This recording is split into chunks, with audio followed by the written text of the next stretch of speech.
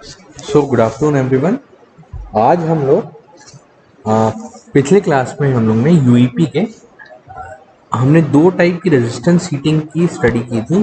Resistance heating जो था उसके दो प्रकार की स्टडी की थी। रेजिस्टेंस हीटिंग में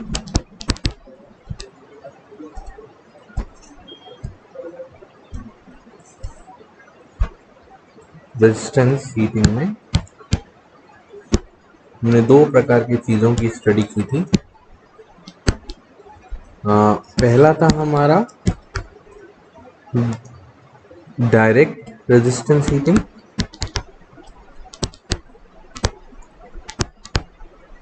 और दूसरा था हमारा इनडायरेक्ट रेजिस्टेंस हीटिंग। इसमें हमने देखा था कि कैसे डायरेक्ट रेजिस्टेंस हीटिंग में हम लोग हीट करते हैं डायरेक्टली। जो हमारे जो रॉड्स होते हैं उनको ही हम लोग डायरेक्टली चार्ज करते हैं। और हम लोग इनडायरेक्ट रेजिस्टेंस हीटिंग में हमने देखा था कि कैसे हम लोग रेजिस्टिव एलिमेंट को हम लोग बीच में रखते हैं और चार्जेस को अलग करते हैं, और वो एक तरीके से हम लोग जिस तरीके से तवे को गर्म करते हैं उस टाइप की हीटिंग हम लोग इसमें क्रिएट करते हैं इनडायरेक्ट रेजिस्टेंस हीटिंग में। ठीक है। और तीसरा जो है वो है हमारा रेडिएंट और इंफ्रारेड हीटिंग। तो रेडिएंट और इंफ्रारेड जो हीटिंग है, इसमें गाइस हमने देखा कि ये जो विधि है इसमें तापीय तत्व जो टंगस्टन फिलामेंट होता है, इसमें जो इसका जो हीटिंग एलिमेंट है टंगस्टन है। Tungsten is the heating element, ये इसका हीटिंग एलिमेंट होता है। और हम जानते हैं कि जो हीटिंग एलिमेंट टंगस्टन है वो हमारा किसमें रहता है, बेसिकली लैंप्स में रहता है। ये लैंप्स में रहता है और इसमें इनमें एक रिफ्लेक्टर लगा होता है। क्या लगा होता है गाइस? एक रिफ्लेक्टर लगा होता है। आप देखे होंगे बल्ब को कि इस बल्ब में ऐसा करके एक यहाँ पर रिफ्लेक्टर्स होते हैं। ये रिफ्लेक्टर क्या करता है, जो पूरा का पूरा जो गर्मी है ना, पूरा लगा रहता है, जो पूरी गर्मी को चार्ज कर आपातित करते हैं। ठीक है। ये रिफ्लेक्टर्स जो होते हैं ये किसका बना होता है? रिफ्लेक्टर जो है वो रोडियम का बना होता है। किसका बना होता है गाइस? वो रोडियम का की परत होती है, जिससे कि जो हमारा लैंप होता है उसकी जो लाइफ है वो क्या हो जाती है? बढ़ जाती है। ठीक है। और इसका रख रखाव भी क्या हो जाता है? बहुत ज़्यादा आसान हो जाता है। ठीक है। ये जो लैंप्स होते हैं इनकी जो रेटिंग होती है लैंप्स की, ये कितनी होती है? 250 वॉट से 1000 वॉट तक की ये इनकी रेटिंग होती है। ये जो हमारा जो ये पूरा मेथड है इसमें बहुत सारे एडवांटेजेस हैं, इसके लाभ हैं। जैसे कि अगर हम लोग बोलें कि ये बहुत जल्दी हीट हो जाता है, इसकी जो हीटिंग एलिमेंट्स हैं वो बहुत इजी हैं, बहुत आसानी से मिल जाते हैं। ठीक है। और इसको हम लोग ट्रांसफॉर्म कर सकते हैं, और इसका जो सुरक्षा है वो भी बहुत ही ज़्यादा, मतलब जो सिक्योरिटी है, जो प्रोटेक्शन है वो भी बहुत ही इम्पोर्टेंट होता है। ठीक है। हम लोग इस जो इंफ्रारेड या रेडिएंट हीटिंग जो मेथड है इसको हम लोग बेसिकली किसके लिए इस्तेमाल करते हैं? जब हम लोग को पेपर को सुखाना है, जब हम लोग को मिट्टी के बर्तन जो हैं, है ना, मिट्टी के जो बर्तन हैं उनको सुखाना है, उसके लिए इस मेथड का यूज करेंगे। ठीक है। तो या कपड़े सुखाने हैं, जैसे कि अगर आप एनएमडीसी किरंदुल बचेली के स्टूडेंट्स हैं तो वहाँ पर पहले हर एक घरों में हीटर हुए करते थे। हम लोग तो सुनते हैं बस, हम लोग ने तो कभी देखा नहीं है, बट पहले जब हम लोग वहाँ हीटर होते थे, वो हीटर क्या करता था? वही हीटर रेडिएंट हीट प्रोवाइड करता था और रूम को गर्मी करता था, क्योंकि वहाँ बहुत ठंड होती थी। और साथ में कपड़े वपड़े भी वहीं उसी से ही ज़्यादातर सुखाए जाते थे। ठीक है। पहले उतना ज़्यादा मात्रा में जो हमारा ये है वॉशिंग मशीन वो उतना उपयोग नहीं होता था, तो इस वजह से वहां पर ये सारी चीजों का उपयोग ज्यादा होता था। This is the this was the radiant और इंफ्रारेड हीटिंग। अब चलिए हम लोग जो हमारा फार फ्रीक्वेंसी हीटिंग है उसका सेकेंड पार्ट में हम लोग चलते हैं, that is the arc heating. अब जैसे आर्क हीटिंग में भी हमने देखा था कि दो टाइप के आर्क होंगे, एक होगा डायरेक्ट आर्क फर्नेस हीटिंग और दूसरा है हमारा indirect arc furnace. Indirect arc furnace, तो चलिए हम लोग सबसे पहले देखते हैं कि डायरेक्ट आर्क फर्नेस क्या होता है। ठीक है, डायरेक्ट आर्क फर्नेस को हम लोग समझने की कोशिश करते हैं। सबसे पहले इसका डायग्राम बनाते हैं गाइस। देखिए इसका जो डायग्राम है वो जो इसका जो चैम्बर है उसका शेप थोड़ा सा इस टाइप का होता है। ठीक है, ये आउटर चैम्बर हो गया। यहाँ पर हम लोग लाइन खींच के यहाँ पर हम लोग क्या डाल देते हैं, चार्जेस को डाल देते हैं। these are the charges guys।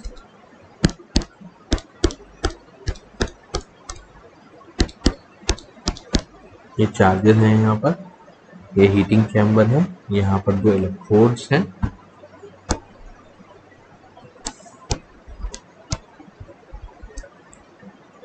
ठीक है, ये चार्ज है, ये दोनों हमारे इलेक्ट्रोड्स हैं,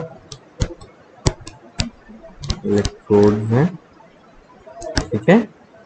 और ये जो है हमारा this is the heating chamber. ठीक है, सो ये जो हीटिंग चैम्बर है इसमें किस तरीके से चीजें हमारी हीटिंग के लिए उपयोग होती है उसको हम लोग देखते हैं। ठीक है, तो डायरेक्ट आर्क फर्नेस जो है ये हम लोग इसको बोलते हैं प्रत्यक्ष आर्क फर्नेस। ये जो हमारा डायरेक्ट आर्क फर्नेस होता है इसमें चार्ज एक चालक की तरह कार्य करता है। ये एक जो हमारा जो इसमें चार्ज है वो एक कंडक्टर की तरह वर्क करता है। ये चार्ज को गर्म करने के लिए आर्क चालक तथा हम लोग चार्ज के मध्य बनता है। ठीक है, चार्ज को ये जो चार्ज है इसको गर्म करने के लिए हम क्या करते हैं, जो हमारा आर्क फर्नेस आर्क जो चालक है, ठीक है, तथा चार्ज के देखो आर्क के लिए आर्क चालक तथा चार्ज के हम लोग मध्य में इसको रखते हैं। इस फर्नेस में आर्क सीधे चार्ज के संपर्क में रहता है। देखिए ये जो है हमारे इलेक्ट्रोड्स को देखिए, ये डायरेक्ट हमारा इसके संपर्क में रहता है।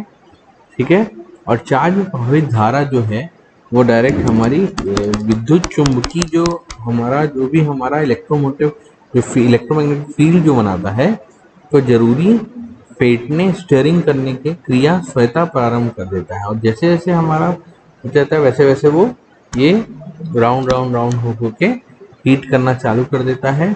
इससे एक समान का तापमान मिलता है और इससे ये जो हमारा जो टेम्परेचर होता है वो एक टाइप का टेम्परेचर हमको मिलता है। सो दिस इज, और इसका उपयोग ज़्यादातर हम लोग प्लांट्स में उत्पादन के लिए करते हैं। ठीक है, इस्पात में हम लोग इसके उत्पादन के लिए हम लोग इसमें किया करते हैं डायरेक्ट आर्क फर्नेस। दूसरा टाइप का जो आर्क फर्नेस है वो है हमारा इनडायरेक्ट आर्क फर्नेस। देखिए इनडायरेक्ट आर्क फर्नेस, इसका भी हम लोग चलिए सबसे पहले डायग्राम ड्रॉ करते हैं। देखिए स्टूडेंट्स, सबसे इम्पोर्टेंट है आप लोगों का डायग्राम। डायग्राम क्यों इम्पोर्टेंट हो जाता है जब भी हम लोग किसी भी प्रकार का डिस्क्रिप्शन लिखते हैं, बिकॉज उससे हमको समझ में आता है एक एक पार्ट्स अगर हम लोग को ये डायग्राम याद रहेगा तो हम लोग इसको इजीली हम लोग उसके पार्ट्स को लिख सकते हैं और बहुत भली भांति अच्छे से समझ सकते हैं। तो इसी कारण से सबसे इम्पोर्टेंट है कि आप लोग डायग्राम जो है उसको प्रॉपरली बनाएं। देखिए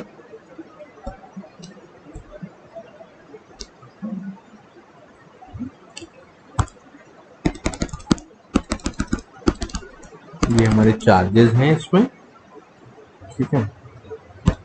यहाँ पर देखिए आर्क का फॉर्मेशन कैसे होता है।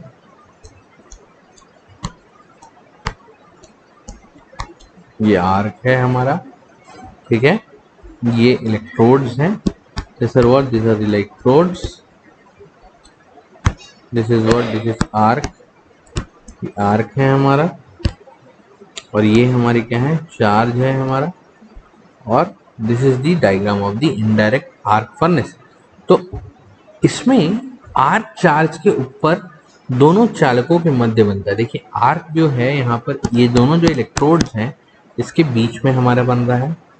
चार्ज को ताप विकिरण के द्वारा स्थानांतरित होता है, मतलब इसके ये इलेक्ट्रोड्स को जब हम मूव करते हैं तो उसके अकॉर्डिंगली जो हमारा आर्क है वो भी मूव हो जाता है। चार्ज में उत्पन्न तापमान प्रत्यक्ष आर्क फर्नेस से काम करता है, ठीक है।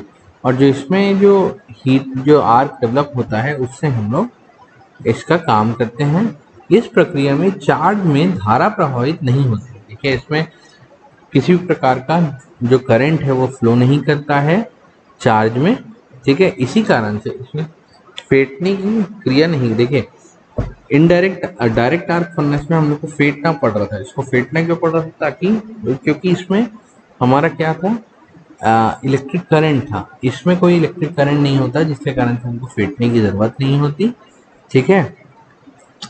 तो दोनों चालक को संपर्क में लाकर आर्क बनाया जाता है और फिर इन्हें अलग कर दिया जाता है, ठीक है। ये देखिए दोनों हम लोग चालकों को एक पास मिला के आर्क बना दिया। आर्क बनाने से जो हमारी चालकों के मध्य दूरी को परिवर्तित करके आर्क की शक्ति को परिवर्तित किया जाता है, ठीक है। इसके हम लोग डिस्टेंस अगर बढ़ाते जाएंगे, इलेक्ट्रोड्स के डिस्टेंस को इधर कर देंगे, तो आर्क क्या होता जाएगा, उसके अकॉर्डिंगली कम बनेगा तो पावर कम हो जाएगा, पावर कम हो जाएगा तो जो हमारी रिक्वायरमेंट है वो इजी हो जाएगा। तो अप्रत्यक्ष तापन जो होने के कारण यह काम गलांक वाली अलोह धातु नॉन फेरस मेटल्स के लिए उपयोग किया जाता है, ठीक है। नॉन फेरस जो मेटल्स होते हैं उनके लिए हम लोग इसको इस्तेमाल में लाते हैं। सो ये है हमारे different types of arc furnaces, ठीक है। तो ये हम लोग का हो गया जो हमारा पावर फ्रिक्वेंसी हीटिंग था वो। अब चलिए हम लोग इसमें थोड़ा सा इंडक्शन हीटिंग क्या होता है, फोर टाइप फर्नेसेस क्या होते हैं, डायरेक्ट फोर टाइप फर्नेस। देखिए अब हम लोग जो दूसरा टाइप का हम लोग का जो पार्ट है, ठीक है, कि हमारा हाई फ्रिक्वेंसी हीटिंग के टॉपिक्स में हम लोग चलिए आगे बढ़ते हैं कि हाई फ्रिक्वेंसी हीटिंग क्या होती है, ठीक है। हाई फ्रिक्वेंसी हीटिंग जो होती है उसमें हम लोग दो टाइप का देखे थे। पहला था इंडक्शन हीटिंग और दूसरा था हमारा डाइलेक्ट्रिक। तो सबसे पहले चलिए हम लोग इंडक्शन हीटिंग की तरफ मूव करते हैं।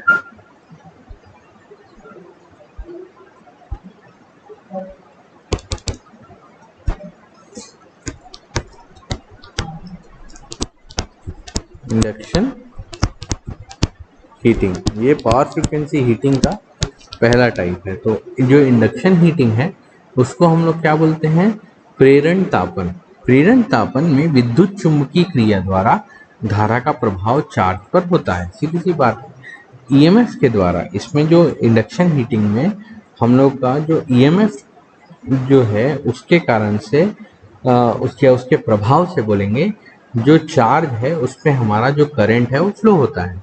और चार्ज जो है, चार्ज के द्वारा शक्ति लेने की क्षमता पर ही ताप उत्पन्न होने की मात्रा निर्भर करती है। सीधी सी बात है कि जो चार्ज है, चार्ज जितना शक्ति लेने की क्षमता रहेगी उतना ताप उत्पन्न होगा। जितना ज़्यादा हमारा पावर होगा उतना ज़्यादा हमारा हीट डेवलप होगा। ये जो है ये दो टाइप के हैं। पहला है हमारा कोर टाइप फर्नेस, ठीक है। तो कोर टाइप जो फर्नेस है ये बिल्कुल ट्रांसफार्मर की तरह होता है। किसकी तरह होता है, ट्रांसफार्मर की तरह होता है कोर टाइप। और इसमें हम अगर देखेंगे तो इसमें प्राइमरी जो सप्लाई से जुड़ा होता है और जो चार्ज है जिसमें गर्म करना है वह हमारा सेकेंडरी बना दिया जाता है। तो ये भी हमारे दो प्रकार के हैं। पहला है हमारा किस टाइप का, direct core type induction furnace.